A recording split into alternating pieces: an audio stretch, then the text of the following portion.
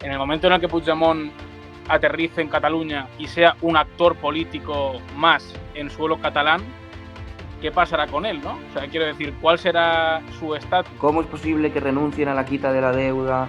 Tal. Bueno, es catalanofobia. Por ejemplo, me hablas del caso de la mujer del presidente. Al final lo que estamos viendo es que hay un juez que está haciendo una investigación prospectiva, que lo que está intentando es buscar algo donde todavía no hay claramente nada. Parece que el Partido Popular no tiene, está libre de polvo y paja, que no tiene ningún tipo de causa judicial por delante. Ay, encima Cristóbal Montoro. Pero entonces dentro de 30 años el PP tampoco puede hablar de corrupción porque en el 2025 se juzgó un caso de corrupción de unas personas del Partido Popular.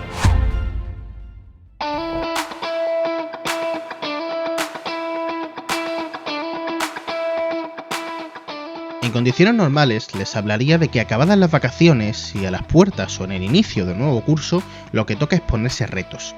Pero todos, los primeros los políticos, hemos olvidado esa ilusión con la que de niño empezábamos el curso. Nuestros políticos han sustituido a esa ilusión por un clima tenso, uno que está permanentemente crispado y donde el odio, los insultos y las acusaciones vuelan de un lado al otro. Sin esperanza ninguna de que esto cambie, arrancamos un nuevo curso para los políticos y también para nosotros, ya que hoy inauguramos en La Diana nuestra nueva temporada, una que indudablemente va a estar marcada por los procesos judiciales que van a señalar el entorno del gobierno, pero también al Partido Popular, ya que va a encarar el juicio del caso de la Kitchen. Además, el protagonismo lo va a tener también, sin ninguna duda, las elecciones andaluzas de 2026, en las que desde este programa nos vamos a volcar en la cobertura. En definitiva, se vienen, lo mires por donde lo mires, meses, semanas intensas, como la de hoy, ya que la esposa del presidente del gobierno, Begoña Gómez, ha declarado ante el juez por un presunto delito de malversación en la contratación de su asesora en la Moncloa, que también está imputada. Un caso, una serie de casos que si se hubieran ocurrido en el entorno de Rajoy, en el gobierno de Rajoy, hubiera provocado críticas de los mismos que hoy defienden a Begoña Gómez o al entorno del gobierno. Durante este episodio le vamos a preguntar además por esta comparativa a una diputada socialista. Esa es la hipocresía que reina en el momento actual político, una en la que criticamos lo mismo, exactamente lo mismo, que o defendemos o directamente no nos importa cuando viene de los nuestros. Les hablaba al principio de los retos del nuevo curso. El nuestro es despojarnos de esa hipocresía, de cualquier resquicio de esa hipocresía, señalar las malas actitudes, las corruptelas y los errores de todos, y siempre con un ojo puesto en las familias, en las clases más desfavorecidas, que es para las que nosotros trabajamos. Y es así como arrancamos esta nueva temporada, una en la que La Diana va a cumplir 3 años. Bienvenidas y bienvenidos a La Diana. La Diana, análisis desde el sur con Samuel Saborido. Y hoy en la mesa de análisis de La Diana tenemos a Samuel Martínez, Albert Aragonés y Pepe Palacio. Bienvenidos a La Diana. Muchas gracias. Bienvenido, gracias, muchas gracias. Hola, buenos días. Como siempre. Y bienvenidos además al primer programa de la tercera temporada, que ya teníamos ganas de empezar. Y antes de comenzar, esta temporada tenemos varias novedades en el transcurso del programa. Entre ellas, básicamente, nuevas secciones. También tenemos un nuevo logo, también tenemos una nueva página web, pero todo eso ya lo deberíais saber si estáis aquí. En estos minutos, los primeros minutos de cada programa, lo que hacemos es un repaso a la actualidad de la semana, igual que hemos hecho durante todos los fines de semana del verano. Así que ahora mismito nos vamos a saltar a esa sección. Pero antes también tenemos secciones al final. Cada sección, cada semana será distinta. Hoy, salvo que algo malo ocurra, que puede ocurrir, hay la sección friki de La Diana, que es la frikiana, al final del programa. Pero eso ya no lo sé yo todavía. Y el repaso a la actualidad que comienza ahora mismo. Así que vamos a ver toda la información que ha pasado a lo largo de esta semana. La esposa del presidente del gobierno, Begoña Gómez, ha declarado ante el juez por un presunto delito de malversación en la contratación de su asesora en la Moncloa, Cristina Álvarez. Sobre esta, Gómez ha contado que se dedicaba desde llevar su agenda pública hasta acompañarla a actos oficiales, y además ha reconocido que en alguna ocasión le habría hecho como favor personal una serie de gestiones particulares. Ha contado que le habría enviado un correo personal en su nombre en relación a la cátedra que codirigía, como saben, en la Complutense de Madrid. Esto es un acto que tiene que ver con un negocio privado, que nada tenía que ver con el Palacio de la Moncloa, que era la institución que le pagaba el sueldo público a Cristina Álvarez. Esto lo hacía, según ha contado Gómez, porque eran amigas y que esto en ningún momento le interfería a esas acciones por las que todos los españoles le pagamos un sueldo público a la asesora de Moncloa. Por otro lado, la expareja de Ábalos, Carolina Perles, le ha dado una entrevista a Telecinco. En ella ha asegurado que la cúpula del PSOE y el mismísimo Pedro Sánchez eran conocedores de la doble vida del entonces secretario de organización del PSOE. Sobre Ábalos, insinúa que habría hecho viajes al extranjero para depositar un dinero presuntamente recibido de la corrupción. Asimismo, relata que alguna vez vio al exministro con más dinero del que solía llevar, apuntado alrededor de unos 1.000 euros. Estos 1.000 euros lo tenía en un sobre y era algo que le llamaba la atención, cuando entonces era su pareja. También manifiesta que Ábalos estaba todo el día en todo y que entraba a la casa que compartía con Ábalos cuando le daba la gana. De este ha dicho que recibía un trato hostil y ha insinuado que quizá era un topo interpuesto por el no Santo Cerdán, ¿se acuerdan del mote, no? El no Santo Cerdán, para vigilar las acciones que hacía Ábalos. Perles además dice conocer que su marido y exministro era consumidor de páginas porno y que se veía habitualmente con prostitutas. Y en este punto vamos a repasar algunos de los titulares más relevantes de la semana. Entre ellos está, lógicamente, este del Mundo, que se hace eco de la entrevista de Perles y destaca la frase de que miren su pasaporte, que sugiere, como decíamos, que el exministro podría tener fondos públicos, fondos ocultos, en el extranjero. Y, como no, también tenemos que hablar de este titular del diario El Español, en la que leemos que Begoña Gómez le dice al juez que su asesora le hizo alguna gestión excepcional que no afectó a sus funciones. Y ya es oficial, el fiscal general del Estado está imputado. El Supremo le abre un juicio oral por la presunta filtración del correo de la pareja de Isabel Díaz Ayuso. Tras lo cual, el líder de la oposición asegura que la limpieza en España pasa porque Sánchez deje el gobierno. Y Junts le propina la primera gran derrota al gobierno de coalición en este curso. En especial se la propina a Yolanda Díaz, ya que ha tumbado la reducción de la jornada laboral. En internacional, Polonia derriba este miércoles varios drones militares enviados por Rusia que sobrevolaban el espacio aéreo polaco. El gobierno ruso niega que Polonia fuera su objetivo, incide en que este ataque iba hacia Ucrania y se abre a dar explicaciones a un ejecutivo polaco que ya le pide a la OTAN que intervenga. La alianza ha puesto en marcha la Operación Centinela Oriental, una que tiene el objetivo de reforzar el bloque tras este mencionado incidente, lógicamente. De esta forma, países como Dinamarca, Francia, Reino Unido, Alemania y España, entre otros, van a aportar medios aéreos, navales y sistemas antiaéreos para evitar posibles ataques de Rusia.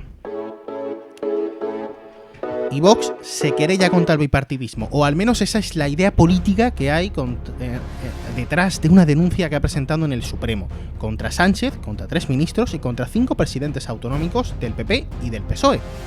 Entre estos destacan Mañueco, Moreno y Rueda, que son los presidentes de Castilla y León, Andalucía y Galicia, respectivamente. La formación de Abascal señala con esta acción, además de los ya mencionados, a los ministros de Defensa, de Interior y de Transición Ecológica, es decir, Robles, Grande Marlaska y Agensen. Además señala a la directora general de la Protección Civil, Virginia Bergunés, y también a los presidentes de Asturias y Extremadura, Borbón y Guardiola. En las próximas horas nuestros servicios jurídicos presentarán una macroquerella sobre los incendios. Vamos a por todas, que es lo mismo que vamos a por todos. Caiga quien caiga. No podemos consentir que de nuevo el fanatismo climático, por un lado, y el caos del Estado autonómico, un Estado autonómico fracasado, deje desamparados a los españoles ante un nuevo desastre nacional. Y Junts per Catalunya, el partido de Carles Puigdemont, como saben, vota junto al PP y Vox en contra de la reducción de la jornada laboral planteada por el ministerio de Yolanda Díaz. Dice que la razón de este voto es que supondría un gran costo a las empresas catalanas y dice que muchos trabajadores pasarían de trabajar 40 horas a ninguna. Así lo ha explicado la portavoz en el Congreso, Míriam Nogueras, de Junts.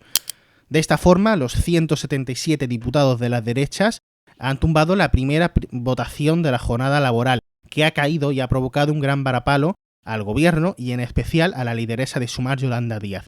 Además de, lógicamente, que ha afectado a los más de 12 millones de trabajadores que habrían sido beneficiados por esta reducción de la jornada laboral. Fuentes socialistas no descartan que vuelva a la Cámara Baja esta iniciativa en forma de proposición conjunta de los socialistas y de Sumar. Y lo destacábamos al principio, el Supremo ya lo ha hecho oficial. El fiscal general del Estado está imputado y tendrá que sentarse ante el juez por un presunto delito de revelación de secretos relacionado con el correo, con ese famoso correo del novio de la presidenta de la Comunidad de Madrid. Álvaro García Ortiz irá a juicio oral y tendrá que abonar una fianza de 150.000 euros. Esta fianza no es para evitar entrar a juicio, para evitar entrar en prisión, como generalmente estamos acostumbrados, sino para que el juez se cerciore de que va a ir a juicio. Vamos, para que no haga como Puigdemont. Además, el juez ha desoído la petición de la Asociación Profesional e Independiente de Fiscales de retirar a Ortiz de su cargo. Dice que no hay ninguna ley que se lo permita. Ortiz, como saben, está acusado de revelar el contenido de un correo electrónico enviado por la defensa de González Amador, en la que el novio de Isabel Díaz Ayuso reconocía que había cometido delitos a la hacienda pública. Además, el magistrado avanza en esta causa, aunque varios periodistas ya le han dicho que ellos conocían por otras fuentes y antes de que el fiscal accediera a la información, el contenido del correo. Tras esta imputación, del fiscal, el líder de la oposición, ya ha dicho que si el gobierno sigue defendiendo al fiscal, irá de la mano de Ortiz ante el juez, y asegura que para que España esté limpia, refiriéndose a limpia de corrupción, Sánchez debe abandonar el gobierno. Vale, y antes de acabar, un par de noticias de las que queremos hacer eco rápidamente, porque por la corta extensión de este informativo no podemos desarrollarlas más. La primera, el que fuera presidente de Brasil, Jair Bolsonaro, ha sido condenado a 27 años de prisión por el intento de golpe de Estado que promulgó tras las elecciones de 2022. Y por otro lado, gran revuelo y conmoción en Estados Unidos tras el asesinato de uno de los principales referentes del trumpismo, Charlie Kirk, que ha sido asesinado por alguien que, según Trump, está relacionado a la extrema izquierda. El presunto asesino, un hombre de 22 años, ya ha sido detenido y podría recibir la pena de muerte si se cumplen los deseos del presidente mandatario norteamericano. Y así, seguimos en la diana en este programa en las que me vais a ver cambiar de micro por una serie de problemas que han ocurrido, y entrevistamos ahora a la diputada del PSOE malagueño en el Congreso de los Diputados, María de la Nieves Ramírez. Señora Ramírez, bienvenida a la diana. ¿Qué tal? Encantada de estar contigo. Gracias a usted por venir a la diana en este primer programa, además de la tercera temporada. Lo primero que les quería preguntar es cómo cree que se va a desarrollar este curso político que está empezando, digamos. En palabras de Bendodo, hace ya un tiempo, pero me imagino que no lo habrá dejado de decir. Bendodo, para quien nos escuche de fuera de Málaga, es un diputado del Congreso de nuestra provincia de Málaga. En palabras de Bendodo, usted será el último curso político, quiere que sea el último curso político del gobierno. ¿Está usted de acuerdo con estas palabras, que puede ser el último curso político del gobierno de Pedro Sánchez? Bueno, Bendodo, yo creo que más que pensar que es el último curso político, es su deseo. Yo a Bendodo siempre lo califico como el diputado cenizo, porque no hay ni un titular, no hay ni una rueda de prensa, ni una entrevista donde venga a aportar algo positivo, alguna iniciativa, alguna propuesta que venga a mejorar la vida de la gente, y lo único que hace siempre es confrontar, embarrar. Hemos conocido las últimas declaraciones que han dado la vuelta al panorama nacional, llamando pirómana a la directora de la Protección Civil en unos momentos tan delicados como estaban sucediendo con esos incendios. Así que de Bendodo no nos puede sorprender nada, porque siempre sale por estos derroteros, por negatividad, confrontación, barro, fango. Yo creo que la gente está cansada de esto, y yo lo que sí espero que este inicio de curso político, pongamos un poquito de voluntad todos los partidos, todos, para que esto sea más llevadero, porque está en un clima muchas veces insoportable y la gente también está cansada. ¿Qué piensa, señora Ramírez, de los casos judiciales que están rodeando actualmente el entorno político y familiar, digamos, del presidente del gobierno, de Pedro Sánchez? Algunos, de hecho, dicen que si esta situación se hubiese dado tal cual, digamos, con un fiscal general imputado, con 12 secretarios de organización, uno en un proceso judicial, el otro en la cárcel, con la esposa del entonces presidente también en un caso judicial del entorno, digamos, del anterior gobierno del PP, que era Mariano Rajoy, ustedes estarían haciendo los mismos discursos que hoy hace el Partido Popular. No sé, si piensa usted lo mismo. Bueno, pero es que aquí también hay una cuestión que yo creo que es importante, porque al final se ha convertido todo como en algo muy, muy mediático. Por ejemplo, me hablas del caso de la mujer del presidente. Al final lo que estamos viendo es que hay un juez que está haciendo una investigación prospectiva, que lo que está intentando es buscar algo donde todavía no hay claramente nada. Y para que la gente que nos esté viendo nos entienda, yo creo que esto es como el ejemplo de cuando te para tráfico y vas en un coche, te quiere poner el alcoholímetro a ver si das en la prueba de alcoholemia, si no das te pide los papeles, si no te revisa las luces, si no tal. Lo que está intentando es buscar a ver si encuentra algo. La realidad es que todavía no se ha encontrado nada. Yo creo que es un caso bastante excepcional que está pasando en este momento. Igual con respecto el fiscal general, el gobierno lo ha dicho, defiende su inocencia. Porque es que además, es que si te pones a pensar por qué estamos en estos momentos, que no se nos olvide que estamos hablando de un correo electrónico, de la filtración de un correo electrónico, cuando se está hablando de un caso de corrupción de la pareja de Ayuso.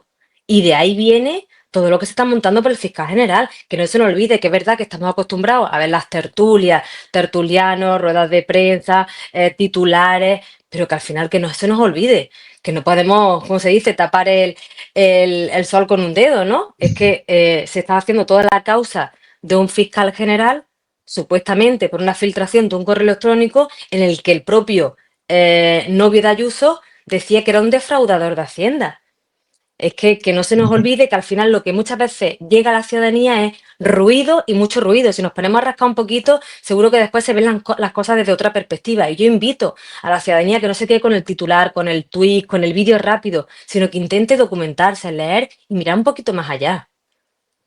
Pero permítame que le haga la comparación que le Sí. hacía antes. Hoy es fiscal, es inocente hasta que se demuestre lo contrario y además el partido, digamos que a través del gobierno nombró al fiscal, considera que así es inocente. Pero también lo era, por ejemplo, Mariano Rajoy. Ante las acusaciones de que fuese M. Rajoy, eso todavía es inocente. Y Pedro Bueno, M. Sánchez fue Rajoy salía oportuno. unos papeles, ¿eh? Hay que recordar los papeles que Y el salía fiscal- M. Rajoy. Y hay un proceso judicial también que señalaba a que pueda haber un fiscal general del Estado que haya Pero no podemos, trasladado tampoco información. se puede Lo que quiero decir, mezclar. perdóname que Sí, le sí, pregunte. perdón. Si en un contexto el Partido Socialista creía que una persona inocente hasta que se demostrase lo contrario, a espera de una sentencia judicial, debía dimitir o debía ser cesada, ¿por qué en este caso no? Oye, y es que yo creo que es muy sencillo. El presidente puso una línea, presentó una moción de censura y la ganó. El Partido Popular tiene las mismas herramientas. Puede presentar una moción de censura si cree que debe hacerlo y fin, no hay más. El presidente Pedro Sánchez en aquel momento presentó una moción y la ganó, una moción de censura. El Partido Popular puede hacerlo también perfectamente. Tiene a sus aliados, tiene a Vox, que lo haga.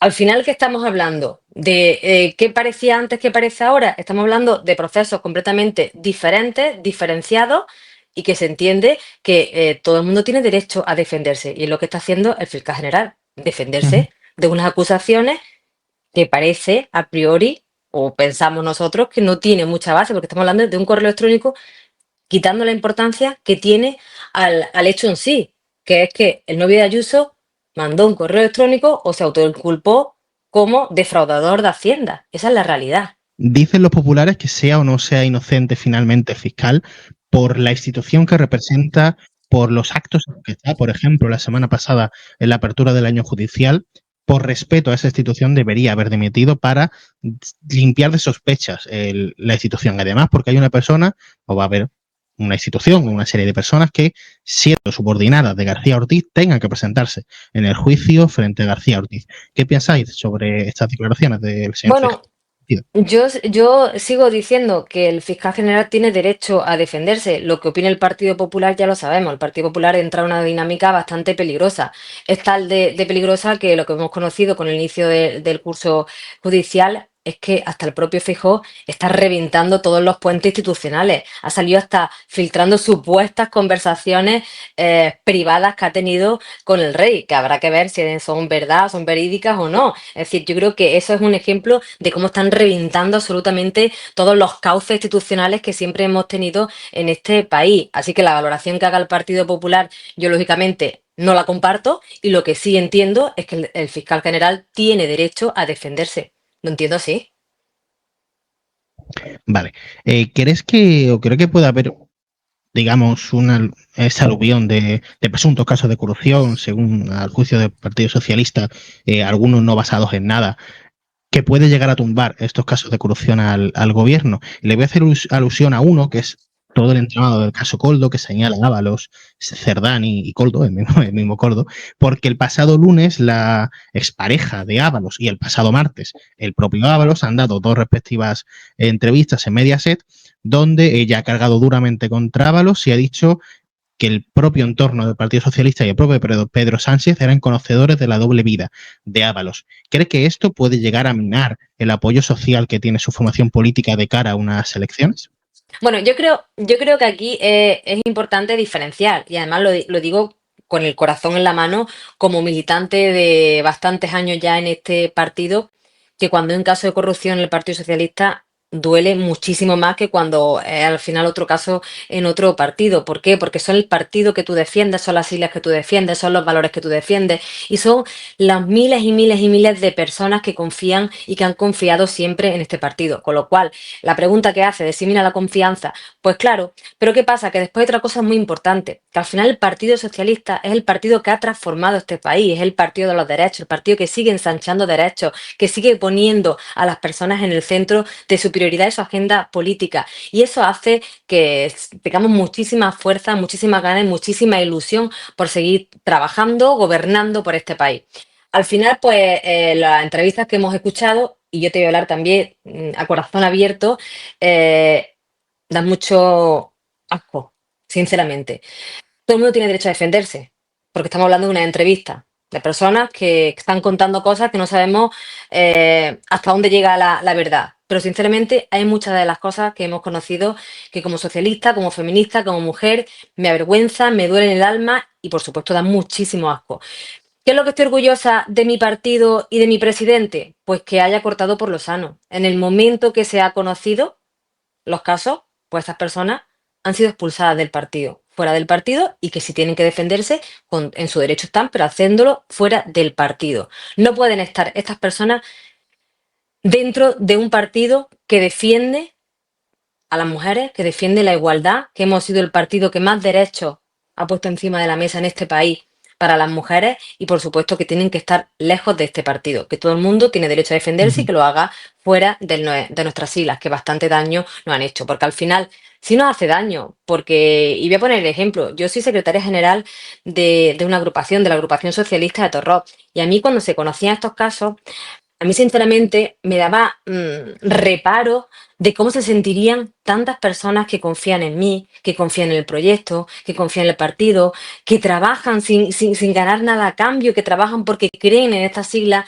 y ven el nombre de su partido manchado en la televisión y en los medios. Al final duele, y yo creo que por eso es una cuestión importante del partido, y también Pedro como Sánchez como presidente, que puso esas medidas contundentes para hacer frente a la corrupción, porque la corrupción no es del Partido Socialista, ni del PP, ni de ningún partido. La corrupción es algo que está ahí, la única diferencia que hay es cómo la atajamos cada uno de los partidos. Y yo creo que como lo hace el Partido Socialista, ha quedado claro que es cortando de raíz. 2 preguntas y la libero porque se tiene que ir usted a pleno. La primera. Estoy súper a gusto, aquí, contigo. En palabras de Perles o Perlas, no sé cómo se pronuncia, no sé cómo de catalán será el apellido, la expareja de Ayuso, Pedro Sánchez supo durante la época en la que Ábalos fue ministro, y esto se puede saber porque el que se lo dijo era el entonces jefe de gabinete, que ahora me se me ha olvidado el nombre, pero era el único famoso jefe de gabinete Iván que Redondo, ¿no? Iván Redondo, efectivamente, hasta 2021, que Iván Redondo le dijo a Pedro Sánchez de la doble vida de Pedro Sánchez. Esa doble vida no es per se corrupción, lo que yo al menos he leído de esa entrevista, no podemos aseverar que supiese el caso de corrupción, pero sí que iba de putas y sí que veía prostitución, porque es lo que contó en la entrevista. Si Sánchez supo esto, ¿por qué esperó tanto para cesar a José Luis Ábalos? Yo tengo mis dudas de que el presidente fuese conocedor de estos casos. tengo mis serias dudas porque sé que el presidente, que Pedro Sánchez, es una de las personas que está liderando que este partido sea abolicionista, que estamos en un partido feminista y que tenemos una base muy potente de mujeres feministas en este partido. Yo tengo mis serias dudas de que el presidente lo fuese conocedor. Al final estamos hablando de una entrevista de una mujer, que habrá cuestiones que sean verdad, otras mentiras. Es que hay tampoco donde ponemos el límite de la verdad. No sé, yo sí creo, sinceramente, que el presidente no era conocedor ni su círculo. Y voy a hacerle por último una pregunta doble con la que vamos a empezar el siguiente bloque del programa, que es el bloque, digamos, catalán, entre comillas. La semana pasada veíamos al presidente de Cataluña, Salvador Illa, fotografiándose con el expresidente y líder de Junts per Catalunya, Carles Puigdemont, en las instalaciones de la Generalitat en Bruselas. Quiero preguntarle qué le parece, a qué juicio hace de esa fotografía, si cree que eso acerca a una fotografía de Sánchez con el independentista. Y también cuestionarle por una cosa, y es que mucha gente entiende que durante los últimos años, por las presiones de los socios que tiene su formación, desde Unidas Podemos en su momento, hasta Esquerra, Junts, que es el último que se ha incorporado, etcétera, su partido, el Golpe Sánchez, ha tenido que hacer una transformación en su ideario, en algunas cosas, fundamentalmente en Cataluña, desde apoyar el 155 hasta decir que se fotografiará con el líder de ese gobierno al que se le aplicó el 155. ¿Cómo valora esa transformación en el relato o en el discurso del PSOE?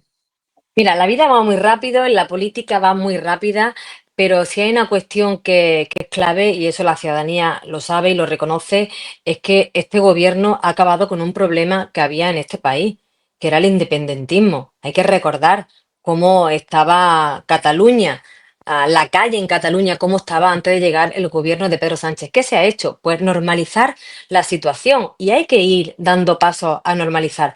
¿Qué es lo que está pasando? Que el Partido Popular, el mismo que acabará sentado con Puigdemont y con los independentistas cuando tenga la oportunidad, que no se nos olvide que lo hará, pues al final está intentando, como siempre, enfrentar territorios y confrontar territorios unos con otros. La realidad es que un gobierno tiene que gobernar para todos, para todo el país, intentar unir. ¿Y qué se ha hecho con Cataluña? ¿No está mejor Cataluña como está ahora que cuando estaba con Rajoy? ¿No está mejor? Si nos hacemos esa pregunta, ¿no es una realidad? Lo que pasa es que ya está bien de confrontar. Se están confrontando hasta con la quita de la deuda, cuando Andalucía, cuando los andaluces somos los más beneficiados de esa propuesta que ha puesto el gobierno y nuestra vicepresidenta María Jesús Montero encima de la mesa para quitar esa deuda a Andalucía de 18.000 millones de euros. Somos la comunidad autónoma más beneficiada. Y aún así siguen confrontando con la financiación, con Cataluña, con el País Vasco, con todo.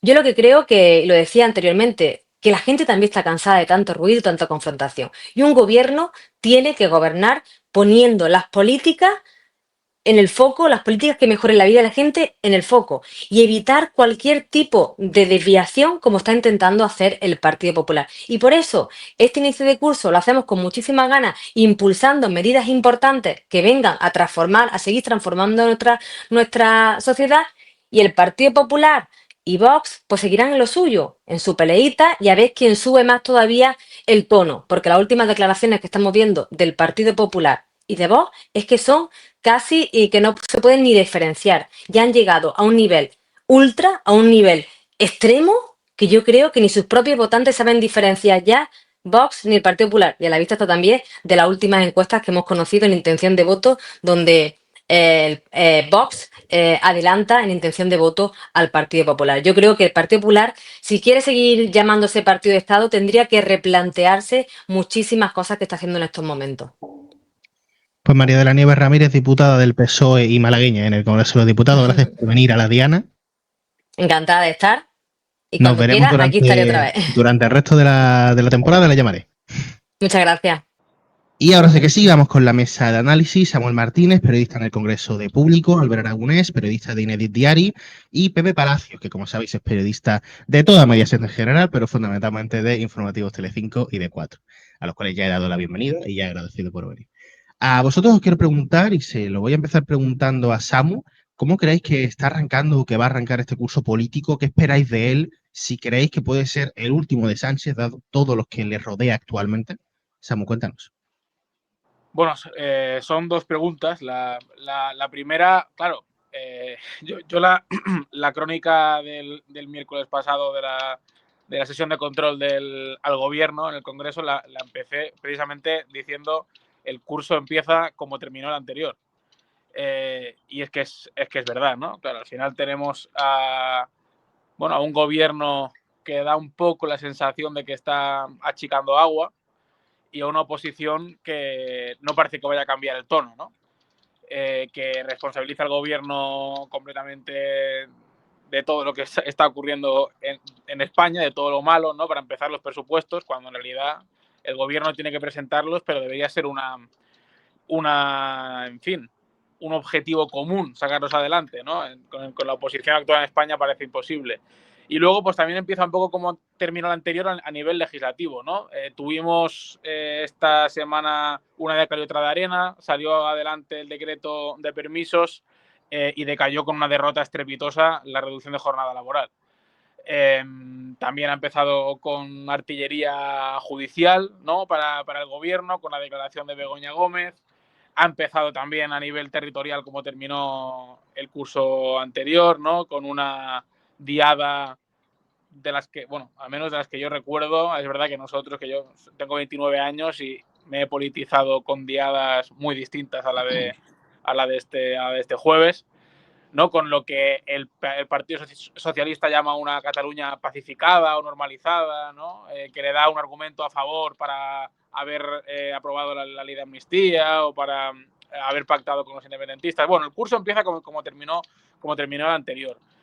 Sí que es verdad que a mí particularmente me da la sensación de que este no va a ser el último curso del gobierno, ¿eh? O sea, yo creo que cuando Pedro Sánchez sale en una entrevista con Pepa Bueno o sale el 28 de julio en una comparecencia en Moncloa a decir que va a presentar presupuestos y si no los presenta va a seguir hacia adelante, lo dice de verdad. Creo que está en su cabeza seguir adelante y creo que en realidad puede hacerlo. Quiero decir, llevamos 2 años sin presentar siquiera un proyecto de presupuestos y si ahora presenta ese proyecto, aunque no se aprueben los presupuestos, aunque no salgan adelante, él habrá cumplido su mandato constitucional, habrá presentado el proyecto y con eso creo que puede tirar millas hasta 2027, porque ciertamente presupuestos tenemos. No son los más nuevos, son presupuestos ya muy antiguos de hecho, pero poder seguir, pues seguir. Y está en su cabeza, seguir, eso seguro.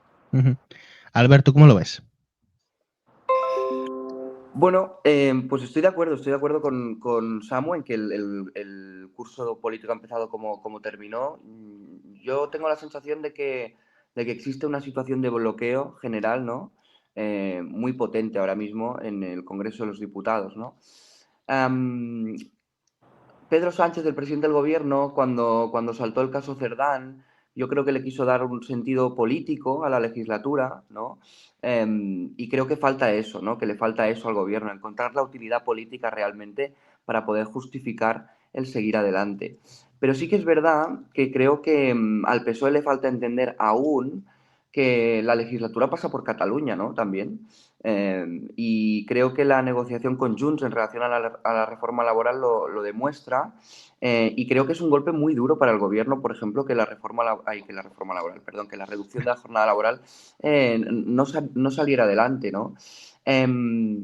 Sí que es verdad que creo que tendremos que estar muy atentos a cómo avanzan los temas judiciales durante esta primera parte del año, ¿no? Porque yo creo que eso marcará un poco hacia dónde irán los tiros, tanto para el PSOE como también para el Partido Popular, porque recordemos que empiezan los juicios importantes de los casos de corrupción del PP. Y sí que es verdad que observando el ambiente general en el Congreso de los Diputados, lo que está claro es que el más beneficiado es Vox, es la extrema derecha, ¿no? Porque Feijóo es incapaz de tejer una estrategia política que le sirva para poder erigirse realmente como presidente del gobierno. Yo creo que ahora mismo muy poca gente lo ve como posible presidente del gobierno. Y por otro lado, el gobierno es incapaz de tirar adelante medidas que realmente cambien la vida de la gente, ¿no? Así que, bueno, el curso ha empezado tosco, bloqueado. Sí que es verdad que yo creo que sí que va a ser el último curso político de este gobierno.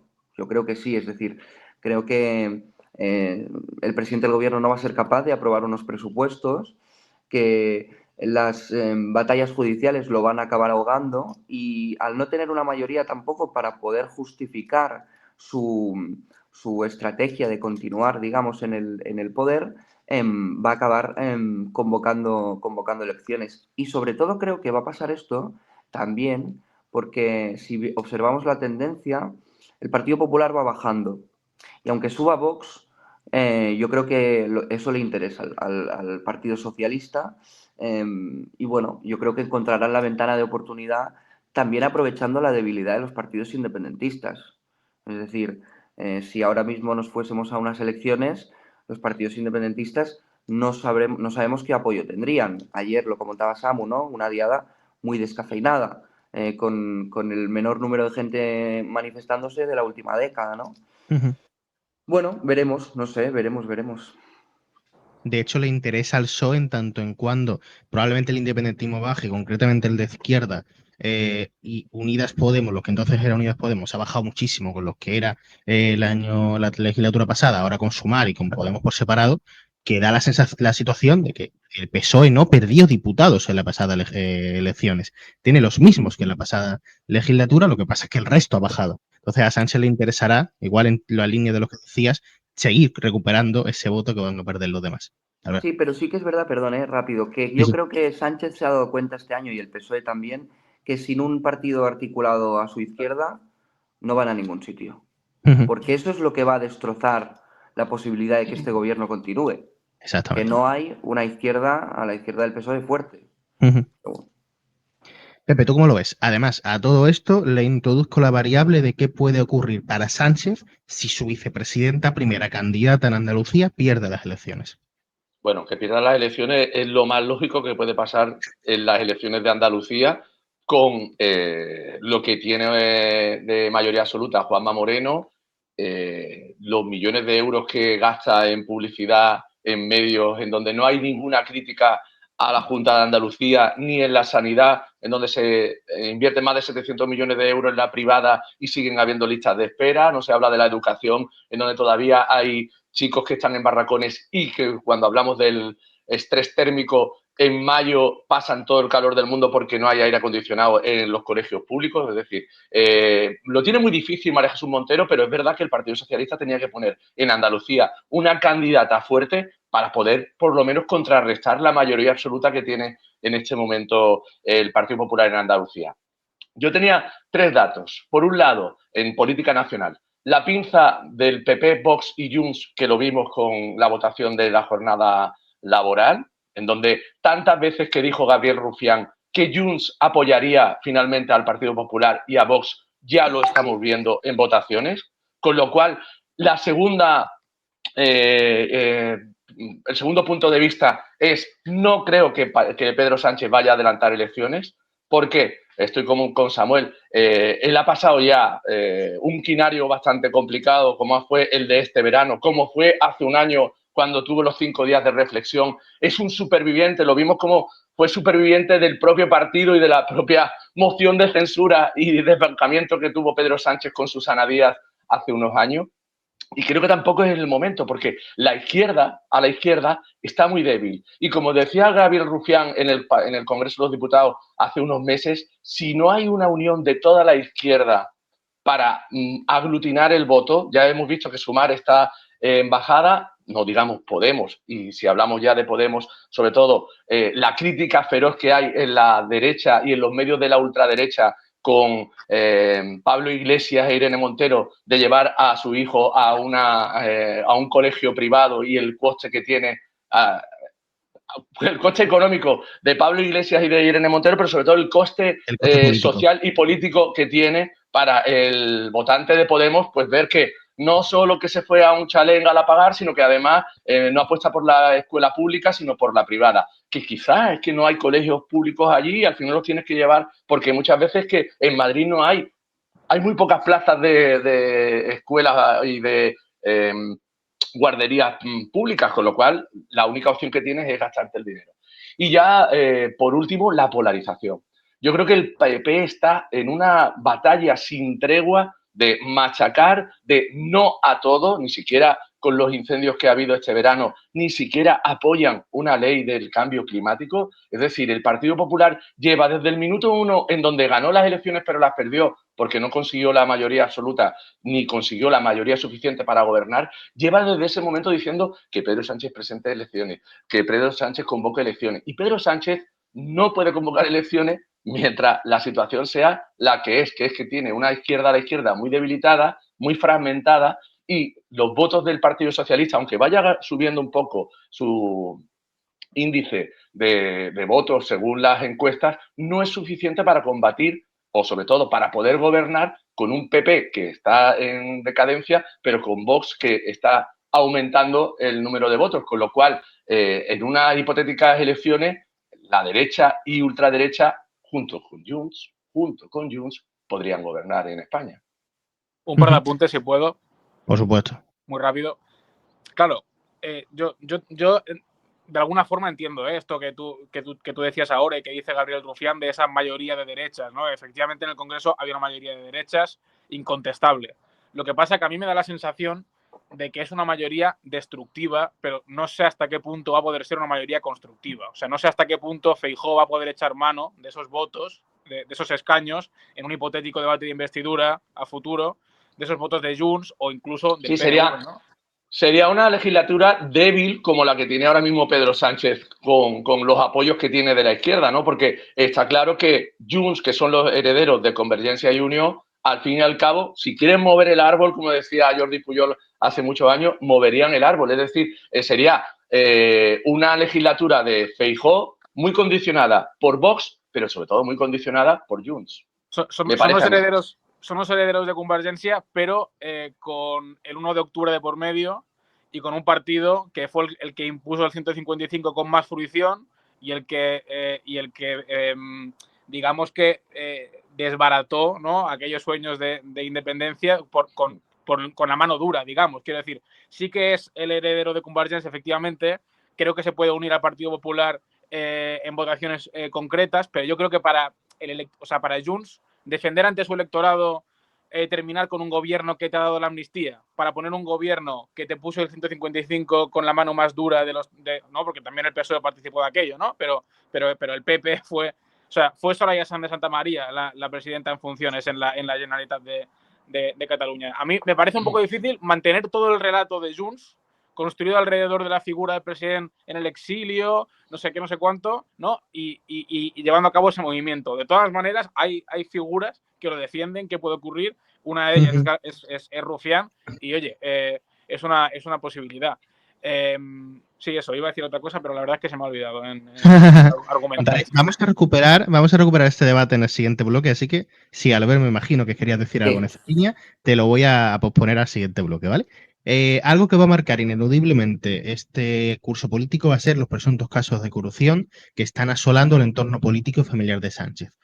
Uno de esos casos es el llamado caso Begoña, de la esposa del presidente, que declaró el otro día, en esa semana, ante el juez por un presunto caso de malversación, que quiero que me comentéis qué os ha parecido. Pero además os voy a introducir el que quizás sea el caso más gordo, que es el llamado caso Coldo, que engloba a este mismo, a Ábalos y, como lo llamamos aquí, el no Santo Cerdán, que han protagonizado bastantes polémicas con malversación y con contratación de prostitutas incluida. ¿Creéis que este caso está amortizado porque ya lleva meses sonando o creéis que sigue dañando al gobierno y que puede seguir pues dañando al PSOE en elecciones y que puede debilitar lo suficiente al gobierno para que caiga? Le voy a dar la palabra a Albert, que tuvo un rato sin oírlo. Mira, yo primero voy a comentar el tema de la mujer del presidente del gobierno. Creo que hay que dejar claro que evidentemente existe una estrategia judicial para politizar el asunto. Y que evidentemente no hay, yo creo que esto no puede ir a más, aunque es la obsesión de la judicatura, pero sí que es verdad que creo que es importante remarcar que creo que sí que existe un problema ético en lo que ha pasado con la mujer del presidente del gobierno. Y creo que eso nos hace reflexionar y hacer, digamos, bueno, y tenemos que nosotros exponer y decir, oye, pues se tiene que regular la figura de la mujer del presidente del gobierno, ¿no? Porque sí que es verdad que en la situación en la que una asesora, digamos, pagada con fondos públicos, realiza algún tipo de asistencia personal, ha ocurrido anteriormente, ya ha ocurrido, y ha ocurrido con gobiernos del Partido Popular también, con Mariano Rajoy, que le cuidaban al padre, o ¿verdad? O a Pero su eso no mujer, Albiri, implica... Hola, le iban a las sí, compras, acuérdate, sí, que le iban a sí, las compras. pero eso no implica que esté menos mal, ¿no? Entonces yo creo que aquí tenemos que hacer un debate serio y decir, oye, pues se tiene que regular la figura de la mujer del presidente del gobierno. Esto por un lado, creo que existe un problema ético, pero que no va más allá de eso, no creo que haya una malversación ni mucho menos. Pero bueno, esto es el lawfare, ¿no? Aquí en Cataluña sabemos muy bien de qué va esto, ¿no? Entonces, existe evidentemente porque hay unas fuerzas del Estado en el Deep State muy fuertes que tienen objetivos políticos que los quieren cumplir. Y después, ¿el caso de Santos Cerdán está amortizado? Pues yo creo que no, para nada.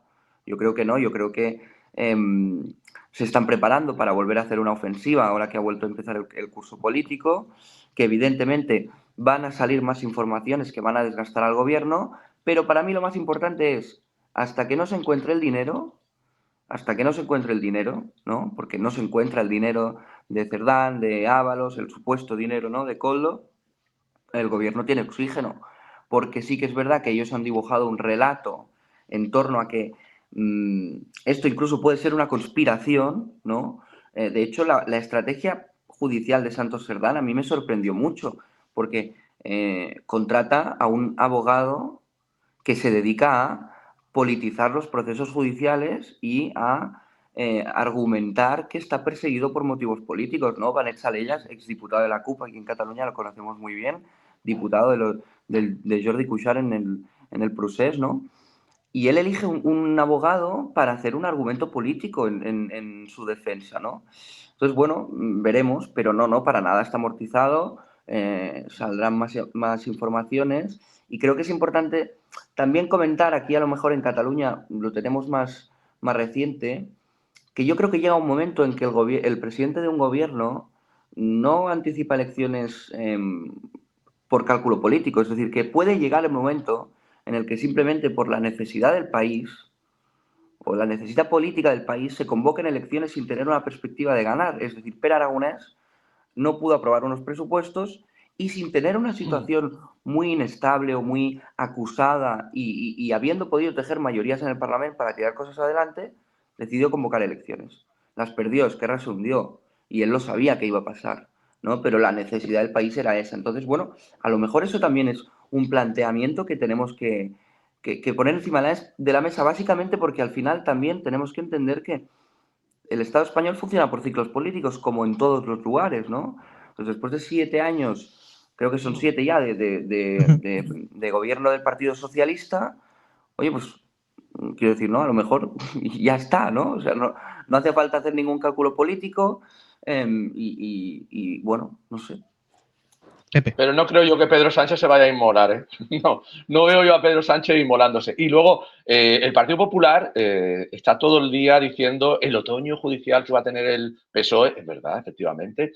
El caso de Begoña me parece el caso no caso. Es decir, ya si tienes que ir a 2018 a ver los correos de Begoña Gómez, quiere decir que el juez Peinado ya no sabe de dónde sacar y si hubiera habido algo que sacar ya habría salido y ya habría derrotado y habría encajado, que fueron esos 5 días de reflexión que tuvo Pedro Sánchez. Es decir, cuando Pedro Sánchez vuelve hace un año y dice sigo adelante es porque sabe que no judicialmente no le van a pringar con el tema de su mujer. Lo de Cerdán es otro tema. Ahí sí que van a tener ellos quebraderos de cabeza. Pero mira, me meto en público, ¿vale? Me meto en público y veo que el Partido Popular tiene, por un lado, la gestión de la Dana, por otro lado, el último juicio de la trama de Gürtel, por otro lado, el novio de Ayuso y los protocolos de la vergüenza, por otro lado, la guerra sucia del Ministerio del Interior con Jorge Fernández Díaz y el caso Kitchen. El gobierno de Murcia, que también va a juicio. La macrocausa de la Púnica. Y sigo. Es decir, el otoño judicial que tiene también por delante el Partido Popular es lo que tiene que aprovechar el Partido Socialista para esa polarización que ahora mismo existe, porque es que parece que el Partido Popular no tiene, está libre de polvo y paja, que no tiene ningún tipo de causa judicial por delante. Tiene a Cristóbal Montoro. Es decir, solo si eso hubiera ocurrido con este gobierno, ¿qué estaría diciendo el Partido Popular todos los días de un ministro que tejió una red en donde tenía toda la información para su propio beneficio y para, entre comillas, chantajear políticamente. En unos minutos, antes de darle la palabra a Samu, en unos minutos le vamos a preguntar por esta comparativa a una dirigente del Partido Popular que va a estar en este programa. Samu, ¿tú qué piensas en este sentido? Ya que lo ha adelantado Pepe, adelanto las que va a ser la siguiente pregunta, si está preparado el PP para afrontar el caso de la Kitchen. Analízame un poco los asuntos de corrupción que asolan a esos dos partidos. Yo creo que estoy súper de acuerdo con Pepe. O sea, que al final creo que lo mejor que tiene casi este gobierno, o el mejor amigo que puede tener este gobierno casi en este sentido, es el PP, ¿no? En el sentido de que, claro, o sea, ¿cómo vas a ir tú? O sea, es que de hecho, fíjate que en la sesión de control, Feijóo, cuando preguntó a Sánchez, no sacó el caso Cerdán. Se fue a Delsi y a Ábalos, ¿no? Y le dijo, no, porque claro, teníamos tu anterior ministro de Fomento y tal, y el caso de Delsi, eso. Ostras, tienes el caso al último secretario de organización siendo investigado y tal, y te vas a aquello. Bueno, porque en realidad al PP entrar en un cuerpo a cuerpo de corrupción no le interesa. O sea, y más teniendo en cuenta que efectivamente, bueno, puede haber elecciones como estamos debatiendo, ¿no? Este año, o si las hay dentro de 2 años, al PP no le interesa sacar de debajo de la manta todos estos casos de corrupción y todos estos juicios, que tiene creo que 30 por delante todavía sin haber ido a juicio, que evidentemente están ya muy enterrados en la memoria de la gente, o bastante enterrados, y cuanto menos los saque a relucir el PSOE como respuesta a críticas del PP con respecto al caso Cerdán, mejor. Evidentemente el PP va a tener que jugar esa baza, porque nadie entendería que no lo hiciera, pero se va a cuidar mucho de hacerlo. Y en cuanto al tema también que comentaba Albert, de que se puede ir a elecciones sin cálculo político, hombre, quiero decir, claro, un estadista probablemente lo haría, pero el cálculo político hoy por hoy está en todo, y creo que precisamente lo que necesita el PSOE ahora mismo, y lo que necesita sobre todo la izquierda del PSOE, es tiempo. Esto cuando hablas con los dirigentes a la izquierda del PSOE, te lo dicen constantemente. Algunos de ellos alientan el tema electoral y tal porque les puede llegar a interesar, véase Podemos, pero saben que necesitan tiempo para generar algún tipo de ilusión. Quiero decir, ahora mismo vamos a elecciones y el votante de izquierdas, vamos, va con una pinza en la nariz, ¿no? Como se ha dicho muchas veces. El votante socialista, bueno, pues efectivamente, según las encuestas, no se ve muy afectado, pero lo que cuenta aquí es la dinámica entre bloques, ¿no? Quiero decir, al final que el PSOE gane votos con respecto a Sumar, es que da igual. O sea, lo que tiene que ganar el PSOE es votos pescándoselos al otro bloque. Y también hay una variable aquí que tenemos que tener en cuenta, que es qué papel va a jugar Junts en esas próximas elecciones y cómo se va a desarrollar electoralmente, teniendo a Alianza Catalana ¿no? como un partido que está más a su derecha.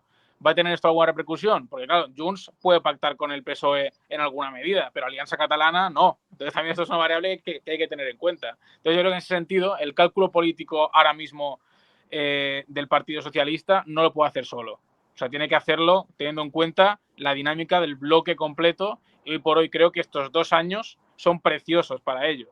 Pero eso sí, es muy importante que consigan algún tipo de medida ideológica de calado que al votante de izquierdas, al votante progresista, diga, vale, ha valido la pena estos 4 años de sufrimiento, pero claro, es un gobierno que está en continuo sufrimiento, un gobierno vilipendiado por la oposición, con una estrategia mediática muy en contra en muchos sentidos, con un desempeño también del Poder Judicial que cada uno lo defina como quiera y tal, pero bueno, el votante socialista, el votante de Sumar, el votante de los partidos que han pactado con este gobierno la investidura, véase Esquerra Republicana, véase BNG, véase Bildu, tal, tienen que ver que sirve para algo. Y para eso hay unas cuantas leyes que ahora mismo, si salen, le pueden dar un cierto sentido a la legislatura. Y tienen que ser leyes ideológicas, porque leyes que sean positivas para la gente, en fin, pueden salir muchas, que si la ley de acceso a la carrera judicial, que si no sé qué, hombre, son leyes muy importantes, pero bueno, la gente al final que está en su casa o que llega de trabajar de la fábrica, que le digan, no, tranquilo, porque se ha modificado la ley de acceso a la carrera judicial y ahora los jueces ya no van a ser los hijos de los ricos y ahora van a ser también... La gente dice, bueno, vale, ya, pero yo estoy aquí, que he pillado el coche para ir a currar a las 6 de la mañana y estoy llegando a casa a las 9 y tal, ¿no? O sea, tienen que ser leyes de calado ideológico. Por eso yo creo que debería de usar el Partido Socialista el tema de la jornada laboral. Es decir, No, no hay totalmente. nada que a alguien le tenga en su propia vida laboral que el decir 37 horas y media y Junts ha votado que no, y el PP ha votado que no, y Vox ha votado que no. Es que de verdad es algo. Yo, por ejemplo, en mi empresa, en Mediaset, nosotros sí tenemos las 37 horas y media desde hace ya un par de años. Y oye, pues 2 horas y media parece que no, pero que es un tiempo que a mí me permite hacer cosas como esta, horas extras que yo luego puedo utilizar en otros medios de comunicación, pues para poder colaborar. Y yo creo que ahí es donde el Partido Socialista ahora debería de utilizar como arma ideológica, como tú dices, Samuel. Fijaos que el Partido Popular, Vox y Junts, a algo tan importante que sería para todos los españoles tener 2 horas y media menos de jornada laboral, que es de 1983, que hace 42 años que se pusieron las 40 horas, y en un mundo que es totalmente distinto del mundo laboral de hoy en día, y son 2 horas y media, no estamos hablando de las 35 horas de Francia, ¿no? Yo creo que podría utilizarlo el Partido Socialista de una manera, el Partido Socialista, sumar sobre todo Yolanda Díaz, de una manera de decir, mira, nosotros queremos mejorar la vida de los españoles, quitarle un poco de ese tiempo de jornada laboral, y sin embargo la derecha y la ultraderecha y la derecha catalana no. Y además creo que lo está haciendo Yolanda Díaz. Quiero decir, creo que cuando termina la votación del otro día no aplaude nadie. Quiero decir, el PP, Vox y Junts consiguen lo que creo que ellos entienden como una victoria o algo así como una victoria, pero no aplaude ni Cristo allí. Yo estaba allí, se podía escuchar los bolígrafos de la gente apuntando, quiero decir, y son 350 personas. Allí no aplaudió nadie porque nadie se atreve a aplaudir por haber conseguido que la gente siga trabajando media hora más ¿no? Entonces, claro, al día. Entonces, ahí Yolanda Díaz creo que hizo un buen ejercicio, tanto el propio día del debate como la entrevista con Alsina al día siguiente y lo que seguirá haciendo estos días, que es demostrar que la reducción de jornada laboral, más allá de que sea una lucha que puede estar en las calles, ¿no? Que ella lo que dice es, se han conseguido atraer a las calles, seguramente es verdad, pero también creo que quedó bastante claro en el debate que es una lucha, una batalla que no es solo de sumar, es una batalla que comparten todas las izquierdas. Y si las izquierdas, todas ellas, entienden la reducción de jornada como esa medida que va a dar sentido a la legislatura, seguramente Yolanda Díaz volverá a llevarla al Congreso. Además, ya va a llegar a llevar al Consejo de Ministros el tema del endurecimiento del registro horario, que es importante también, pero volverá a llevar al Congreso la reducción de jornada.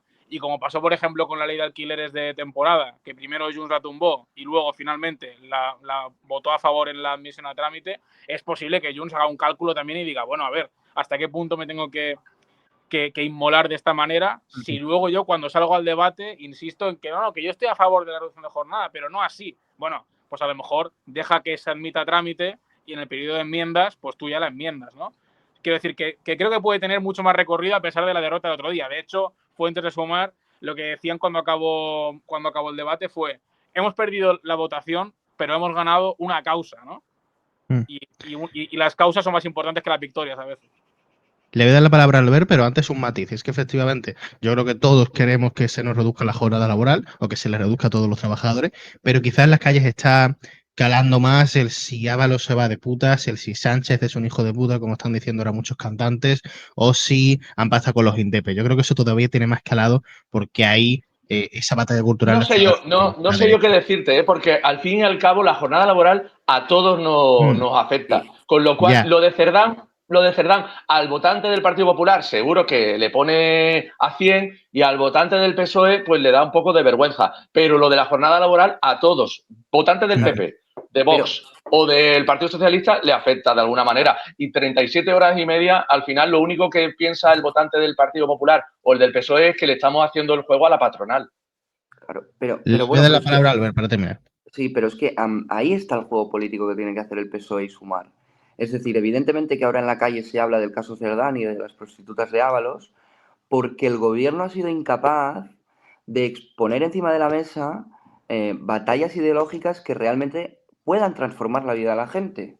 Entonces, si el PSOE y Sumar machacan con este tipo de políticas, al final en el debate público va a haber este tipo de conversaciones en vez de hablar del otoño judicial que lo único que hace es beneficiar a Vox.